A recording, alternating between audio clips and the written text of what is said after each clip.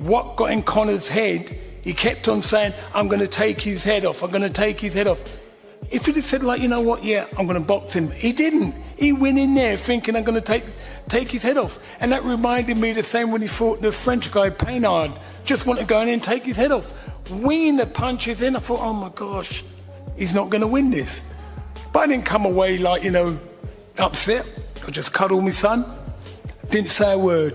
Didn't say a word. And the funny thing about it, the next day we went in the sauna because Conor's been giving me grief. He said, mate, if you took care of business, I wouldn't have to do this.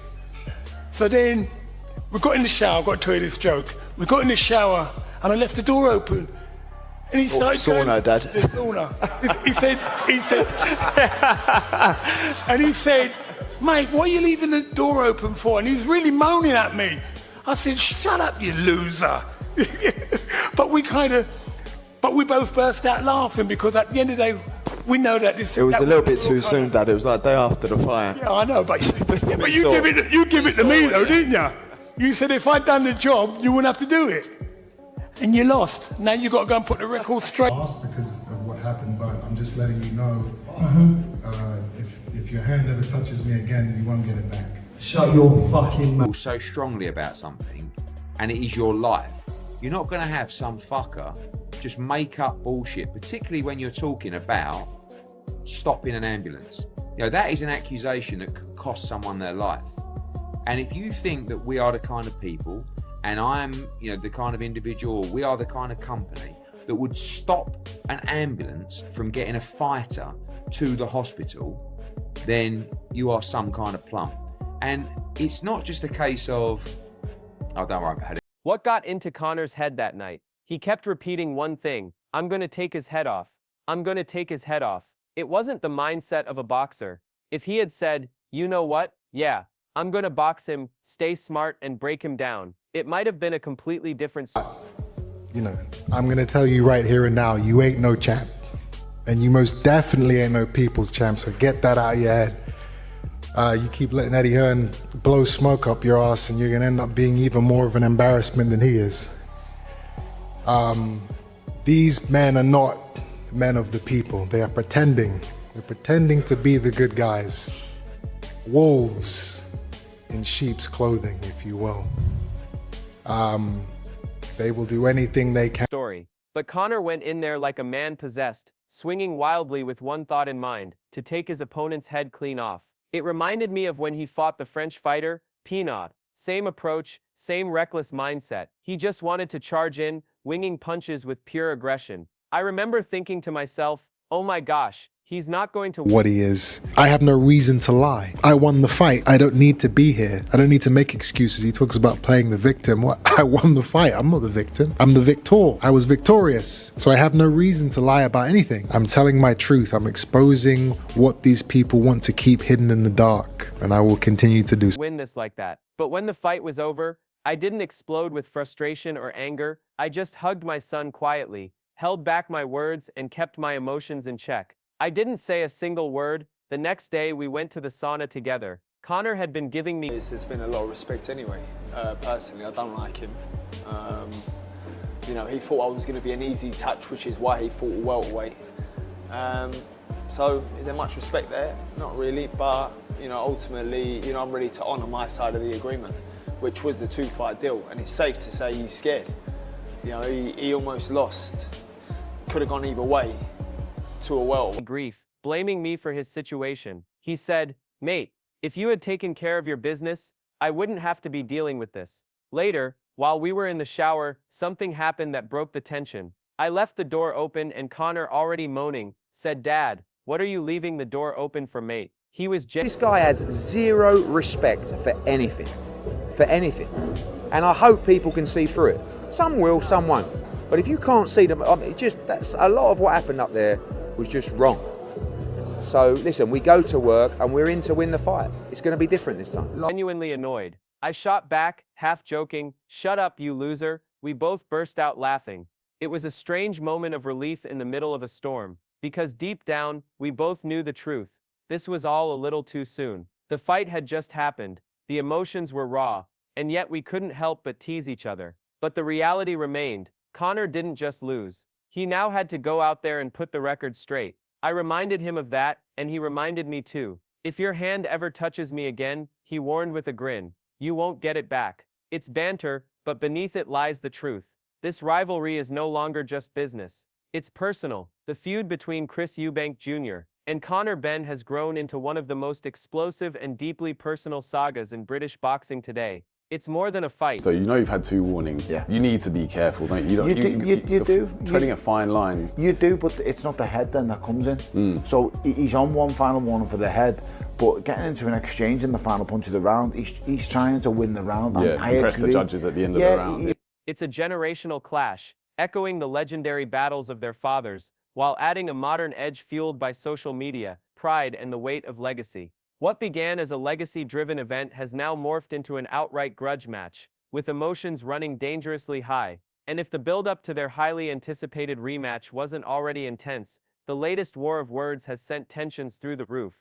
Recently, Chris Eubank Jr. launched a verbal assault on the Benn camp, especially Conor's father, Nigel Benn. With icy composure and cutting precision, Eubank Jr. dismantled the narrative of Conor as the so-called people's champion. He branded him a pretender, carefully protected by Eddie Hearn's promotional spin. What made Eubank Jr.'s remarks sting so deeply was the undeniable truth at their core. He has already beaten Conor Benn once, and he refuses to let excuses or revisionist... I do see improvement there for Conor, and I do think the results will be different the other way around in the next fight.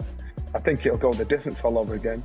History distort what really happened in the ring. Eubank didn't just attack Conor, he went after the entire Benn family legacy being pushed in the media. Nigel Benn's defense of his son, painting Eubank Jr. as disrespectful and arrogant, was dismissed as hollow noise. Eubank's message was clear. When the two men met in the ring, it was Conor Benn who cracked under pressure, while he himself stood tall as the composed victor. For Eubank, this isn't about hype or drama, it's about cold, hard facts. He thrives on composure and clarity, stripping away the emotional narratives that Benn so often leans on. In Eubank's eyes, Conor's public persona as a wronged, disrespected fighter is nothing more than insecurity hiding behind defiance. As expected, Eddie Hearn rushed to defend his fighter. He argued that Conor Benn.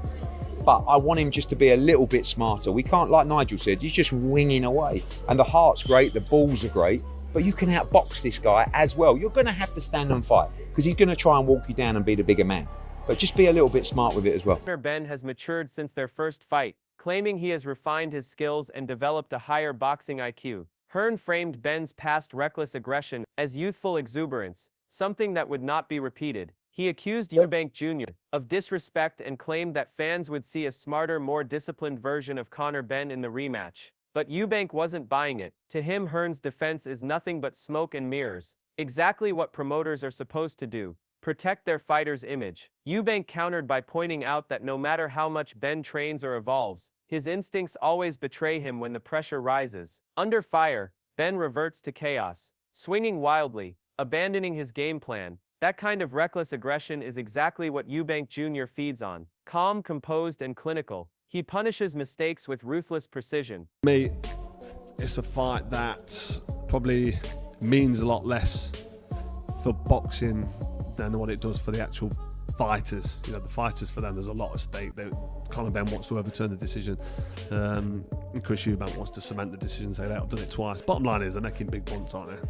Big dollar, and they might as well make money. These are prize fighters. We can't begrudge them making money fighting because that's what they do. That's why they get in the ring. Hearn's words may excite Benn's loyal supporters, but they can't erase what already happened. Eubank Jr. has fought under brighter lights, faced tougher opposition, and survived the kind of grueling wars that Benn has never experienced. No tactical adjustments can replace hardened experience, and that's what Eubank brings to the table. Tony Bellew, former cruiserweight world champion, cut through the noise with a blunt, no-nonsense assessment. For him, this rematch isn't about stamina or conditioning. It's about mentality, experience, and composure. In those three areas, Bellew believes Eubank Jr. already holds a decisive advantage. Bellew acknowledged that Benn has youth and aggression on his side, but emphasized that Eubank has been through the fire of 12-round battles. He has proven the intrigue that surrounds his fight. I've got young kids in my gym that are going to be tuning into this. Three generations are going to watch it, aren't they? That's what's great. They're so excited about it. Adam, the rehydration clause, one of the things that I failed to ask Eggy Hearn on Thursday at the press conference was time and again that he can stay calm under immense pressure, whereas Ben has shown cracks when the spotlight burns brightest. This fight is about ring IQ, Bellew explained, and in that department, Eubank Jr.'s intelligence and composure give him the edge. Bellew's comments struck a nerve because they address the heart of the rivalry. One fighter thrives under pressure, the other has yet to prove he can withstand it. Not everyone agrees. Johnny Nelson, another respected voice in British boxing, leaned toward Conor Benn's side. He argued that Eubank Jr. looked stiff and too stationary in their first clash, leaving the door open for Ben to make the right improvements and flip the script. Nelson believes that if Ben refines his strategy and fights with more discipline, the rematch could play out very differently, with Conor potentially claiming redemption. However, many can only harm him. Because that was a hard fight, the first one. This one will be another hard fight, whoever wins, unless there's a real freak occurrence, not a freak occurrence, unless someone gets caught with the shot really early, then it's going to be a hard night. Which you still have to make Eubank the favourite again, like I did the first time.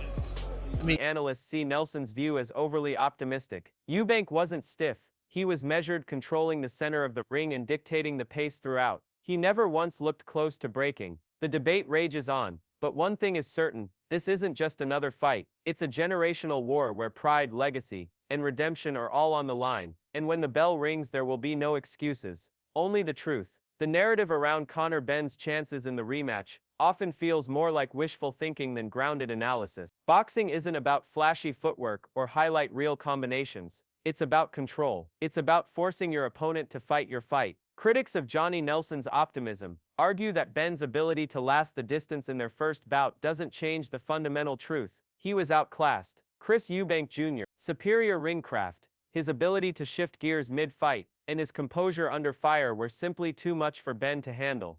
You know what, it was an unbelievable fight. I remember watching it, one of the best fights I've seen. I wasn't there live. I'd like to get to this next one, but I think it's not going to be another great fight, and I'm going for Conor Benn for the win. Do you believe he stopped Eubank this time?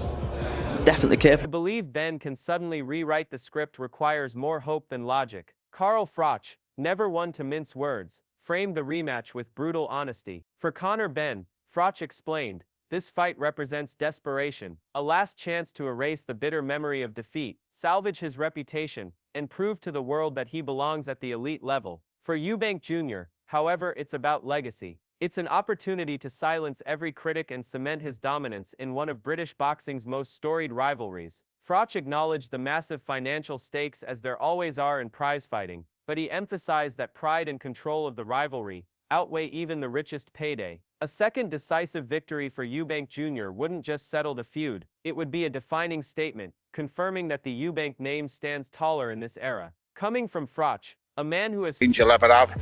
But listen, it's been done. Some find it funny, some don't. It's all part and parcel. When you get involved in these kind of things, you have to just accept it. And everyone's bought into the fight. We all know the drama, the rivalry's real. My greatest worry is these two boys don't bump into each other when no one's around.